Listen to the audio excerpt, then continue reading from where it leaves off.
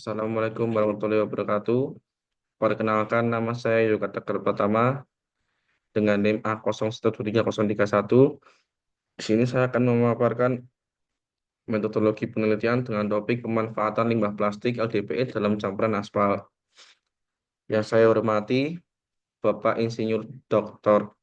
Kukuh Kurniawan Dwi Sungkono dan yang saya cintai teman-teman sekalian semuanya. Oke, di sini kita memaparkan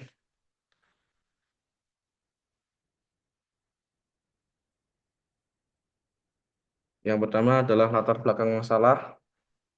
Yang kita ketahui, pencemaran limbah plastik menjadi masalah besar akibat meningkatnya produksi dan rendahnya daur ulang, sehingga menumpuk di lingkungan dan berdampak pada kesehatan serta sistem pengelolaan sampah di Indonesia. Dan salah satu solusinya adalah memanfaatkan limbah plastik sebagai bahan tambahan dalam campuran aspal jalan. Aspal sebagai material perkerasan fleksibel dapat ditingkatkan kualitasnya dengan penambahan plastik. Penelitian menunjukkan bahwa penambahan plastik hingga sekitar 3% mampu meningkatkan stabilitas kepadatan dan kekuatan campuran aspal serta mengurangi deformasi permanen. Dengan demikian, penggunaan limbah plastik dalam aspal tidak hanya mengurangi pencemaran, tetapi juga meningkatkan kinerja perkerasan jalan. Oke, selanjutnya, kenapa saya menggunakan plastik pada aspal? Dikarenakan penambahan plastik diharapkan memperbaiki sifat fisik aspal, seperti stabilitas, kepadatan, Marshall coefficient, serta mengurangi deformasi permanen, dan meningkatkan stabilitas dinamis. Selanjutnya, saya memfokuskan penelitian ini dengan material penggunaan limbah DPE sebagai bahan aditif dengan campuran aspal FCWC pada gradasi batas tengah dan atas, dengan pengujian evaluasi sifat campuran menggunakan Marshall test dan pengujian jejak roda. Selanjutnya adalah rumusan masalah. Oke, yang pertama, bagaimana pengaruh LDPE terhadap nilai stabilitas campuran ACWC atau Marshall. Yang kedua, bagaimana pengaruh pada nilai flow dan karakteristik massal lainnya. Yang ketiga, berapa kadar optimum LDPE untuk kinerja terbaik sesuai spesifikasi. Yang keempat, apakah penggunaan LDPE dapat meningkatkan kualitas perkerasan dan mengurangi pencemaran.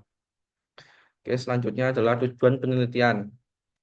Jadi tujuan penelitian saya meneliti ini adalah yang pertama adalah menganalisis stabilitas untuk yang memengaruhi LDPE terhadap nilai stabilitas campuran aspal ACWC berdasarkan Marshall.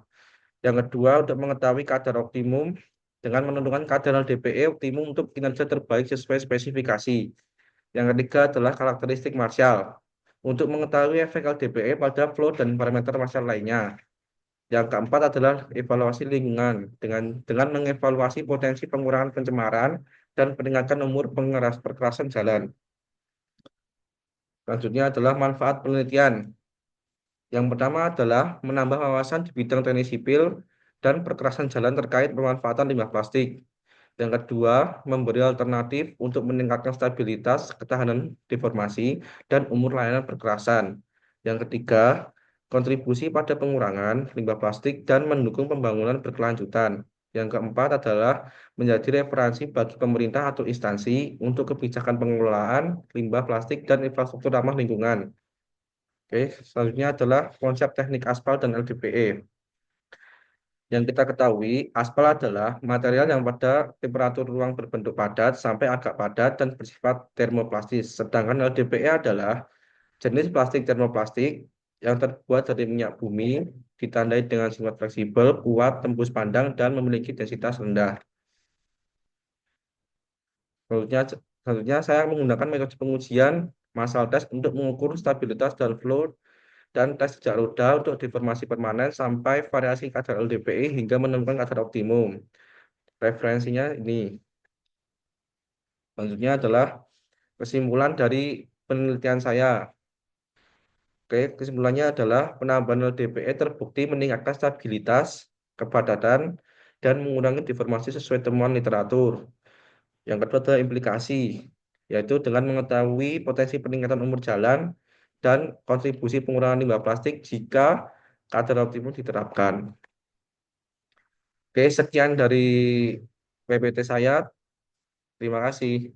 Wassalamualaikum warahmatullahi wabarakatuh.